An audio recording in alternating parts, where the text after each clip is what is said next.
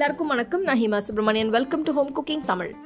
இன்னைக்கு நம்ம நல்ல ஒரு ஹெல்த்தியான சுக்கு மல்லி காஃபி தான் எப்படி செய்யறதுன்னு பார்க்க போகிறோம். கொஞ்சம் கோல்டாக இருக்கும்போதோ தொண்டை கட்டி இருக்கும்போதோ நீங்கள் அதை குடிச்சிங்கன்னா ரொம்ப இதமாக இருக்கும், உடம்புக்கும் ரொம்ப நல்லது. ஸோ வாங்க அந்த சுக்கு மல்லி காஃபி எப்படி செய்யறதுன்னு பார்க்கலாம். சுக்கு காஃபி போடுறதுக்கு முன்னாடி இதுக்கு தேவையான சுக்கு மல்லி காஃபி பவுடர் ரெடி பண்ணிக்கலாம். இது ரொம்ப ஈஸி தான். நம்ம வீட்டில் இருக்கிற பொருட்களை வச்சே இதை ரெடி பண்ணிக்கலாம். சுக்கு, தனியா, மிளகு இது இருந்தால் போதும். நம்ம இந்த காஃபிக்கு சர்க்கரைக்கு பதிலாக நாட்டு சர்க்கரை தான் யூஸ் பண்ண போகிறோம். ஒரு மிக்சர் ஜாரில் 40 கிராம் அளவுக்கு சுக்கு சேர்த்துக்கோங்க. இது கூட 30 கிராம் தனியா, 5 கிராம் மிளகு எல்லாத்தையும் நல்லா ஸ்மூத்தாக பொடிச்சுக்கலாம்.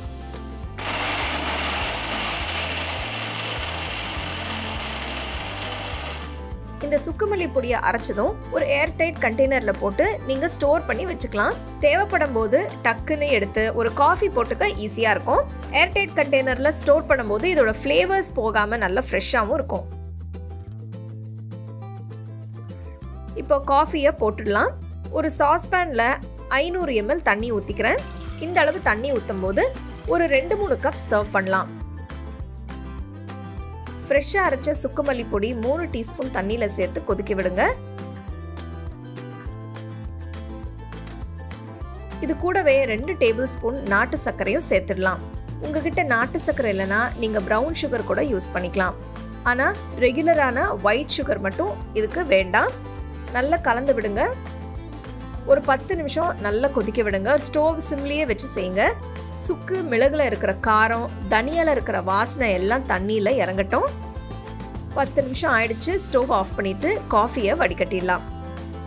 இந்த காஃபியை சூடாக சர்வ் பண்ணுங்க. இந்த காஃபி கோல்டு, இரும்பல், தொண்டை கட்டி இருக்கும்போது குடிச்சிங்கன்னா உடனே சரியாயிடும். தொண்டைக்கும் நல்ல இதமாக இருக்கும், உடம்புக்கும் ரொம்ப நல்லது. இந்த பவுடரை ரெடி பண்ணி ஸ்டோர் பண்ணி வச்சுக்கிட்டிங்கன்னா இந்த காஃபி தேவைப்படும் போது நீங்கள் ஈஸியாக ப்ரிப்பேர் பண்ணிடலாம். சுக்குமல்லி பவுடருக்கு இன்க்ரீடியன்ஸ் எல்லாம் ஃப்ரெஷ்ஷாக வாங்கி செஞ்சிங்கன்னா உங்களுக்கு ரொம்ப நாளைக்கு இந்த பவுடரும் நல்லா ஃப்ரெஷ்ஷாக இருக்கும், டேஸ்ட்டாகவும் இருக்கும்.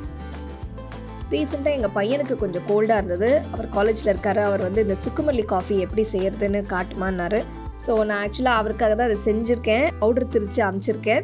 ஸோ அவருக்கு ரொம்ப பிடிச்ச ஒரு காஃபின்னு சொல்லலாம். அது நல்ல ஒரு ஹோம்மேட் ஹெல்த்தி ரெமெடி கோல்டு காஃபிக்கெல்லாம். ஸோ கண்டிப்பாக இந்த ரெசிபியை நீங்கள் ட்ரை பண்ணிவிட்டு எப்படி இருந்ததுன்னு எனக்கு சொல்லுங்கள். உங்களுக்கு இந்த ரெசிபி பிடிச்சிருந்தா லைக் பண்ணி, ஷேர் பண்ணி ஹோம் குக்கிங் தமிழ் சேனலுக்கு சப்ஸ்கிரைப் பண்ணுங்கள். மறக்காமல் பெல் ஐக்கானை கிளிக் பண்ணுங்கள்.